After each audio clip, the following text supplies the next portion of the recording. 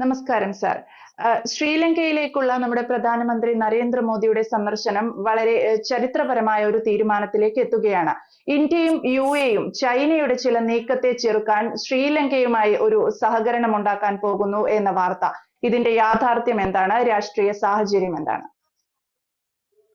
നരേന്ദ്രമോദിക്ക് ഇത്തവണ ശ്രീലങ്കയിൽ ലഭിച്ച സ്വീകരണം താരതമ്യങ്ങളില്ലാത്ത ഒരു നിലയിലുള്ള ഒരു സ്വീകരണമാണ്.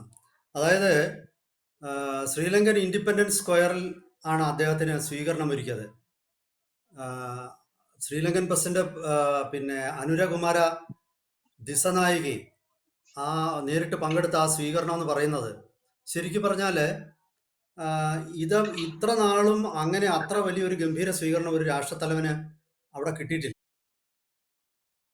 ആണ് ശ്രീലങ്കൻ നേതാവായിട്ടുള്ള അനുര ദിസനായികി നമ്മുടെ പ്രധാനമന്ത്രി നരേന്ദ്രമോദിക്ക് നൽകിയത്.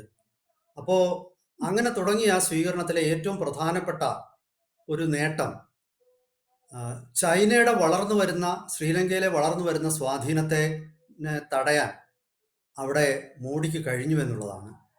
അതിൽ നമ്മൾ എടുത്തു പറയേണ്ട ഒരു വസ്തുതയാണ് ഇന്ത്യയും യുഎഇയും യുണൈറ്റഡ് അറബ് എമിറേറ്റ്സും കൂടെ ചേർന്നിട്ട് കിഴക്കൻ ശ്രീലങ്കയുടെ തുറമുഖ പട്ടണമായ ട്രിങ്കോമാലിയിൽ വിഭാവനം ചെയ്തിട്ടുള്ള എനർജി ഹബ്ബ്. ഈ എനർജി ഹബിന് ശ്രീലങ്കയുടെ വളർന്നു വരുന്ന ഊർജ ആവശ്യങ്ങളെ മുഴുവൻ സാറ്റിസ്ഫൈ ചെയ്യാനുള്ള ഒരു കപ്പാസിറ്റി ഉണ്ടായിരിക്കും, ശേഷി ഉണ്ടായിരിക്കുമെന്നാണ് കരുതപ്പെടുന്നത്. അത് മാത്രവുമല്ല, ചൈനയുടെ പിന്നെ ഒരു വർദ്ധിച്ച സാന്നിധ്യം ശ്രീലങ്കയുടെ ഊർജ മേഖലയിലും അതുപോലെ തുറമുഖ മേഖലയിലും പ്രത്യക്ഷമാണ്. അതിൻ്റെ ഏറ്റവും വലിയ ഉദാഹരണമാണ് കൊളംബോയ്ക്കടുത്തുള്ള ഹമ്പൻതൊട്ട എന്ന് പറയുന്ന ഒരു തുറമുഖം. ആ തുറമുഖം ചൈന ലീസിന് ചൈനയാണ് നിയന്ത്രിക്കുന്നത്. അപ്പോൾ ആ തുറമുഖത്തിനോടനുബന്ധിച്ച് $3 ബില്യൺ ചെലവഴിക്കുന്ന ഒരു ഓയിൽ റിഫൈനറി ചൈന അവിടെ വിഭാവനം ചെയ്യുകയാണ്. അപ്പോൾ അതിൻ്റെ അർത്ഥം 3 ബില്യൺ എന്ന് പറയുമ്പോഴത്തേക്ക് ഏതാണ്ട് ഒരു 27,000 കോടി പിന്നെ ഇന്ത്യൻ രൂപ ചെലവഴിച്ച് നിർമ്മിക്കുന്ന ഒരു റിഫൈനറിയാണ്. അപ്പോൾ ഇതുവരെ ശ്രീലങ്കയിലെ പലപ്പോഴും ശ്രീലങ്കയുടെ ഊർജ എണ്ണ, പെട്രോൾ ആണെങ്കിലും ഡീസൽ ആണെങ്കിലും ഉള്ള ആവശ്യങ്ങളിൽ ഇന്ത്യൻ ഓയിൽ കോർപ്പറേഷനും ആണ് ഒരു വലിയ പങ്ക്. പിന്നെ ഭാരത് പെട്രോളിയം ഉണ്ട്. എനിക്ക് ഹിന്ദുസ്ഥാൻ പെട്രോളിയം ഉണ്ടോ എന്ന് എനിക്ക് അറിഞ്ഞുകൂടാ. പക്ഷെ ഇന്ത്യയുടെ പൊതുമേഖല പെട്രോൾ കമ്പനികളാണ്, ഓയിൽ കമ്പനികളാണ് അവിടെ ഒരു പിന്നെ സ്വാധീനമുള്ളതും ഊർജ രംഗത്ത് ഒരു വലിയ പ്രവർത്തനം കാഴ്ചവെക്കുന്നു. പക്ഷേ അതിനെ വെല്ലുവിളിച്ചുകൊണ്ടാണ് ചൈനയുടെ ഈ പുതിയ റിഫൈനറി വിഭാവനം ചെയ്തിരിക്കുന്നത്. ചൈനയുടെ ദേശീയ എണ്ണ വിതരണ കമ്പനിയാണ് അതിൻ്റെ ഉടമസ്ഥര്. അപ്പോൾ ആ നീക്കം ഇന്ത്യയുടെ സ്വാധീനത്തെ കുറയ്ക്കാൻ വേണ്ടിയിട്ടുള്ളതായിരുന്നു. അതിനെ ഒന്ന് ചെറുക്കാൻ യുഎഇക്ക് താല്പര്യമുണ്ട്. കാരണം യുഎഇക്ക് ഉള്ള ഓയിൽ, എക്സസ് ഓയില് ഇപ്പോൾ പല ഭാഗത്തായിട്ട് ഇന്ത്യയിലാണ് ശേഖരിച്ചിരിക്കുന്നത്. ഒന്ന് മംഗലാപുരത്ത് പിന്നെ ഭൂഗർഭ അറകളിൽ ശേഖരിച്ചിട്ടുണ്ട്. ഞാൻ വായിച്ചത് വിശാഖപട്ടണത്തും അതിൻ്റെ ഒരു യുഎഇയുടെ എണ്ണ ഇന്ത്യയിൽ സൂക്ഷിക്കാനുള്ള പ്രവർത്തനങ്ങൾ തുടങ്ങിയിരുന്നു. അത് എത്രത്തോളം പുരോഗമിച്ചു എന്ന് എനിക്ക് അറിഞ്ഞുകൂടാ. ചുരുക്കി പറഞ്ഞാൽ പിന്നെ യുഎഇയുടെ എണ്ണ ഇന്ത്യയിൽ ശേഖരിച്ചിട്ട് അത് ഇന്ത്യയിൽ നിന്നും ആവശ്യക്കാർക്ക് വിൽക്കുക എന്നുള്ള ഒരു ബിസിനസ് തന്ത്രമാണ് ഈ കഴിഞ്ഞ ഒരു 3-4 വർഷമായിട്ട് യുഎഇ സ്വീകരിച്ചിരിക്കുന്നത്. അപ്പോൾ ഇവിടുന്ന് അത് പിന്നെ എണ്ണ കപ്പലുകളിൽ റീഫില്ല് ചെയ്തിട്ട് തെക്ക് കിഴക്കൻ ഏഷ്യൻ, സൗത്ത് ഈസ്റ്റ് ഏഷ്യൻ രാജ്യങ്ങളിലേക്ക് കൊണ്ടുപോയിട്ട് അത് വിൽക്കുക. അങ്ങനെയാണ് അവർ ചെയ്യുന്നത്.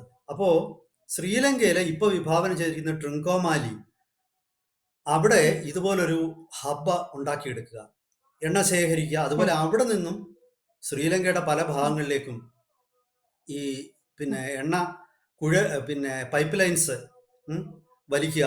അതിലൂടെ ശ്രീലങ്കയുടെ വിവിധ ഭാഗങ്ങളിലേക്ക് എണ്ണ പിന്നെ ഓയിൽ സപ്ലൈ ഉറപ്പുവരുത്തുക. ഓയിൽ, നാച്ചുറൽ ഗ്യാസും ഉണ്ട്.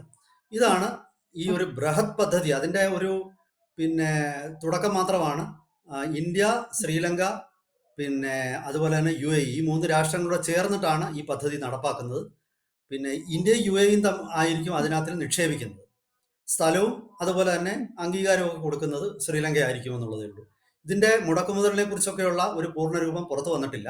എങ്കിലും ഈ പദ്ധതി പിന്നെ പ്രധാനമന്ത്രി അവിടെ ഒപ്പുവെച്ച, ശ്രീലങ്കൻ പ്രസിഡന്റുമായി ഒപ്പുവെച്ച പിന്നെ കരാറിൽ വളരെ സുപ്രധാനമായ ഈ പിന്നെ പദ്ധതിയും ഉൾപ്പെടുന്നുണ്ട്. പിന്നെ രണ്ടാമത്തെ ഒരു വലിയ മുന്നേറ്റം ഇന്ത്യ ശ്രീലങ്കയിൽ നടത്തിയത് പ്രതിരോധ രംഗത്ത് ഇന്ത്യയും ശ്രീലങ്കയും തമ്മിൽ സഹകരിക്കും എന്നുള്ളതാണ്. ഇരു കൂട്ടരുടെയും രാഷ്ട്ര താല്പര്യങ്ങൾക്കെതിരായ പ്രവർത്തികൾ ഇന്ത്യയുടെ മണ്ണിൽ ശ്രീലങ്കയ്ക്കെതിരെയോ ശ്രീലങ്കയുടെ മണ്ണിൽ ഇന്ത്യക്കെതിരെയോ ഉണ്ടാകില്ല എന്ന് ഉറപ്പുവരുത്തുന്ന ഒരു കരാറാണിത്. ഈ കരാറ് ശരിക്കും പറഞ്ഞാൽ ഒരു ചരിത്ര പ്രാധാന്യമുണ്ട്. കാരണം പ്രതിരോധ രംഗത്ത് ഈ ഇന്ത്യൻ പീസ് കീപ്പിംഗ് ഫോഴ്സിനെ ശ്രീലങ്കയിൽ നിന്നും പിൻവലിച്ചതിന് ശേഷം ഇത്ര നാളും ഇങ്ങനെ ഒരു കരാറ് ഇന്ത്യയും ശ്രീലങ്കയും തമ്മിൽ ഒപ്പുവെച്ചിട്ടില്ല. അപ്പോൾ ഇതിന് അങ്ങനെ ഒരു വലിയ ചരിത്ര പ്രാധാന്യമുണ്ട്. അതിനുശേഷം ആദ്യമായിട്ടാണ് ഈ പ്രതിരോധ രംഗത്തെ ഒരു സഹകരണത്തിലേക്ക് ഇന്ത്യയും ശ്രീലങ്കയും നീങ്ങുന്നത്. ചുരുക്കി പറഞ്ഞാൽ മോഡിയുടെ സന്ദർശനം ചൈനയുടെ ഒരു വലിയ സ്വാധീനം ശ്രീലങ്കയിൽ നിലനിൽക്കുന്ന ഒരു സാഹചര്യത്തിൽ മോഡിയുടെ സന്ദർശനം ശരിക്കും അതൊരു ബാലൻസിങ്, അതായത് ഇന്ത്യയുടെ താല്പര്യങ്ങൾ സംരക്ഷിക്കാനുള്ള ഒരു ബാലൻസിങ് ആക്റ്റായിട്ട് മോഡിയുടെ സന്ദർശനം ഇപ്രാവശ്യം രൂപപ്പെട്ടു എന്നുള്ളത് ഭാരതത്തിന് വളരെ ആശാവഹമായിട്ടുള്ള ഒരു ഒരു ഔട്ട്കമാണ്, ഒരു മുന്നേറ്റവും ആണ് ഇന്ത്യ ശ്രീലങ്ക ബന്ധങ്ങളിൽ. അതുപോലെ തന്നെ നമ്മൾ ശ്രദ്ധിക്കേണ്ടത് പ്രധാനമന്ത്രി ശ്രീ നരേന്ദ്രമോദി ശ്രീലങ്കയിലെ വിവിധ വിഭാഗം ആൾക്കാരുമായിട്ട് അദ്ദേഹം കൂടിക്കാഴ്ച നടത്തിയിരുന്നു. അപ്പോൾ ആ കൂടിക്കാഴ്ചയിലൊക്കെ തന്നെ ചിലരൊക്കെ ചില വിഭാഗങ്ങൾ, ഇപ്പോൾ അദ്ദേഹം അവിടുത്തെ ചേംബർ ഓഫ് കോമേഴ്സിന്റെ പ്രതിനിധികളുമായിട്ട് കൂടിക്കാഴ്ച നടത്തി. എനിക്കതിൽ വളരെ കൗതുകകരമായിട്ട് തോന്നിയത് ശ്രീലങ്കയുടെ മുൻകാല ക്രിക്കറ്റർമാര് അവര് ശ്രീ നരേന്ദ്രമോദിയായിട്ടൊരു കൂടിക്കാഴ്ച നടത്തി.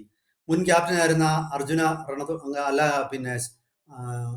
സനത് ജയസൂര്യ പ്രധാനമന്ത്രിയുടെ പക്കൽ മുമ്പിൽ ഒരു നിർദ്ദേശം സമർപ്പിച്ചു. അപ്പം ജയസൂര്യ അറിയാൻ വയ്യാത്തവരായിട്ട് ആരും ഉണ്ടെന്ന് എനിക്ക് തോന്നുന്നില്ല. ശ്രീലങ്കയുടെ ഏറ്റവും പ്രഗത്ഭനായ ബാറ്റ്സ്മാൻ ആയിരുന്നു ജയസൂര്യ. അപ്പോൾ അദ്ദേഹം ഒരു കാര്യം പറഞ്ഞു, വടക്കൻ ശ്രീലങ്കയിലെ ജാഫ്നയിലെ ക്രിക്കറ്റ് ഒന്ന് പ്രോത്സാഹിപ്പിക്കാൻ ഇന്ത്യയുടെ സഹായം അദ്ദേഹം ആവശ്യപ്പെട്ടു. കാരണം ഈ ജാഫ്ന നമുക്കറിയാം LTTയുടെ ഒരു ശക്തി കേന്ദ്രമായിരുന്നു പഴയ കാലത്ത്. ഒരു കാലഘട്ടത്തിൽ ശ്രീലങ്കൻ സൈന്യത്തിനൊന്നും ജാഫ്നയിൽ കയറാൻ പറ്റില്ലായിരുന്നു. ജാഫ്നയിലെ റവന്യൂ ആകട്ടെ, പോലീസ് ആകട്ടെ, പട്ടാളമാകട്ടെ എല്ലാം തന്നെ LTT ആയിരുന്നു. അങ്ങനത്തെ ഒരു കാലഘട്ടം ഉണ്ടായിരുന്നു. തമിഴർക്ക് വലിയ മുൻതൂക്കമുള്ള ഒരു സ്ഥലമാണ്. അതുപോലെ ഇപ്പം ഞാൻ മുമ്പേ പറഞ്ഞ ട്രിങ്കോമാലി എന്ന് പറയുന്ന ഒരു ജില്ലയുണ്ട്. ട്രിങ്കോമാലി ജില്ലയുമുണ്ട്, അതിന്റെ ഹെഡ്ക്വാർട്ടേഴ്സായ ട്രിങ്കോമാലി നഗരവുമുണ്ട്. ഈ ട്രിങ്കോമാലി ജില്ലകളിലെ സിംഹളര് യഥാർത്ഥത്തിൽ മൈനോറിറ്റിയാണ്. എണ്ണത്തിൽ ഏറ്റവും കൂടുതൽ മുസ്ലിങ്ങളാണുള്ളത്. രണ്ടാം സ്ഥാനത്ത് തമിഴരാണ്, ഹിന്ദു, കുറച്ച് ക്രിസ്ത്യാനികളും വരുന്ന തമിഴരാണ് ഈ ട്രിങ്കോമാലിയിലുള്ളത്. അപ്പോൾ ഇന്ത്യയുടെ ഒരു നില ശക്തിപ്പെടുത്തുന്നത് ഈ ട്രിങ്കോമാലിയിലും അതുപോലെ തന്നെ ജാഫ്നയിൽ ഇന്ത്യയുടെ സഹായം വേണമെന്ന് ആവശ്യപ്പെട്ടത് മറ്റാരുമല്ല, ശ്രീലങ്കൻ ക്രിക്കറ്റ് ടീം അംഗങ്ങൾ തന്നെയാണ്. കാരണം അവരത് പറയാനുള്ള കാരണം എനിക്ക് തോന്നുന്ന ഒരുപക്ഷെ വ്യക്തമായിട്ട് ജയസൂര്യ ആ ചർച്ചയിൽ പറഞ്ഞിട്ടില്ല. കാരണം ആ ചർച്ചയുടെ വീഡിയോ ഒക്കെ പ്രധാനമന്ത്രിയൊക്കെ പോസ്റ്റ് ചെയ്തിട്ടുണ്ടായിരുന്നു. പക്ഷേ അവിടെ വളരെ അതിൽ സൂചന എന്ന് പറയുന്നത് ശരിക്കും തന്നെ ഒരു അന്താരാഷ്ട്ര നിലവാരത്തിലുള്ള ഒരു സ്റ്റേഡിയം പണിയാൻ ഒരുപക്ഷെ ഇന്ത്യയുടെ സാമ്പത്തിക സഹായം ആയിരിക്കണം ജയസൂര്യ ആവശ്യപ്പെട്ടത് എന്നാണ് എനിക്ക് തോന്നുന്നത്. കാരണം ശ്രീലങ്കയെ കൊണ്ട് ഒറ്റയ്ക്ക് അത് നേരിടാൻ പറ്റും എന്ന് എനിക്ക് തോന്നുന്നില്ല. ആ ഒരു ചാലഞ്ച്, അതായത് വലിയൊരു തുക മുടക്കേണ്ടി വരും. പിന്നെ മാത്രവുമല്ല ആ പ്രദേശത്തെ ക്രിക്കറ്റിന്റെ വികസനത്തിനായിട്ട് കോച്ചിങ്ങും മറ്റ് സംവിധാനങ്ങളും, അതുപോലെ തന്നെ അവിടുന്ന് ഉയർന്നു വരുന്ന ചില കളിക്കാർക്ക് ഒരുപക്ഷെ IPL-ലും മറ്റും പ്രവേശനം കൊടുക്കണം. ഇതൊക്കെ ആയിരിക്കാം അദ്ദേഹം ഉദ്ദേശിച്ചത്. എന്തായാലും മോഡി ഉടൻ തന്നെ പറഞ്ഞു, എൻ്റെ ടീം താങ്കളുടെ ആവശ്യം നോട്ട് ചെയ്തിട്ടുണ്ട്, അതിൽ മുന്നോട്ട് നമുക്ക് നടപടികളുമായിട്ട് പോകാം എന്ന് അദ്ദേഹം ഉറപ്പ് കൊടുത്തിട്ടുണ്ട്. എന്തായാലും ശരി, ഇന്ത്യയും ശ്രീലങ്കയും തമ്മിൽ വളരെ ഊഷ്മളമായ ഒരു ബന്ധത്തിലേക്ക് തിരിച്ചെത്തുകയാണ്. ഇതിൽ വളരെ കൗതുകകരമായ ഒരു കാര്യം പറഞ്ഞിട്ട് ഞാൻ അവസാനിപ്പിക്കാം. അതായത് ശരിക്കും പറഞ്ഞാൽ ഈ അനുരാഗ് കുമാര ദിസനായകയുടെ നേതൃത്വത്തിലുള്ള ഇടതുപക്ഷം ശ്രീലങ്കയിൽ അധികാരത്തിൽ വന്നപ്പോൾ എല്ലാവരും ധരിച്ചു ഒരുപക്ഷെ ഇന്ത്യയുമായിട്ട് അവർ അകന്നു പോവുകയും ശരിക്കും ചൈനയുമായി കൂടും എന്നുള്ള നിലയിലേക്ക് എത്തുകയും ചെയ്യുമെന്നാണ് പലരും ധരിച്ചിരുന്നത്. പക്ഷെ അങ്ങനെയല്ല. ഇടതുപക്ഷ നേതാവായ അനുരാഗ് ദിസനായകി ശരിക്കും മോദിയുമായി ഒരു വളരെ ഊഷ്മളമായ ബന്ധം അദ്ദേഹം സ്ഥാപിക്കുകയും ശരിക്കും ഇതിനു മുമ്പുള്ള ശ്രീലങ്കൻ ഫ്രീഡം പാർട്ടിയൊക്കെ അതിനേക്കാൾ വളരെ ഒരു വളരെ ഒരു സ്നേഹപൂർണമായിട്ടുള്ള ഒരു ബന്ധമാണ് ഈ അനുരാഗ് ദിസ്നായിക ഇന്ത്യയോട് സ്വീകരിക്കുന്നത്. എന്തായാലും ശരി, അദ്ദേഹത്തിൽ നിന്ന് പക്ഷപാതമൊന്നും നമുക്ക് തൽക്കാലം പ്രതീക്ഷിക്കാൻ ഇല്ല. എങ്കിലും ഇന്ത്യ ശ്രീലങ്ക ബന്ധം ഒരു പുതിയ ചാപ്റ്റർ അതിൽ തുറക്കും, പുതിയൊരു ഘട്ടത്തിലേക്ക് എത്തും എന്ന് തന്നെ നമുക്ക് പ്രതീക്ഷിക്കാം. യെസ്, അതാണ് സാർ അവസാനം പറഞ്ഞ ആ ഒരു പോയിന്റിലാണ്. പലരും പ്രതീക്ഷിച്ചിരുന്നത് പോലെയല്ല ഇന്ത്യയുമായി വളരെ മികച്ചൊരു ബന്ധത്തിന് ശ്രീലങ്ക തയ്യാറാവുന്നു എന്നുള്ളതാണ്. യുഎയും ഇന്ത്യയും ശ്രീലങ്കയും ചേർന്ന് ചൈനയ്ക്കെതിരെ ഒരു നീക്കം അല്ലെങ്കിൽ ചൈനയെ പ്രതിരോധിക്കാനുള്ള നീക്കം എന്നുള്ളതാണ് വ്യക്തമാണ് സാർ. Thank you. കൂടുതൽ വാർത്തകളും വിശേഷങ്ങളും നിങ്ങളിലേക്ക് എത്താൻ ABC മലയാളം സബ്സ്ക്രൈബ് ചെയ്യുക, ബെൽബട്ടനും അമർത്തുക.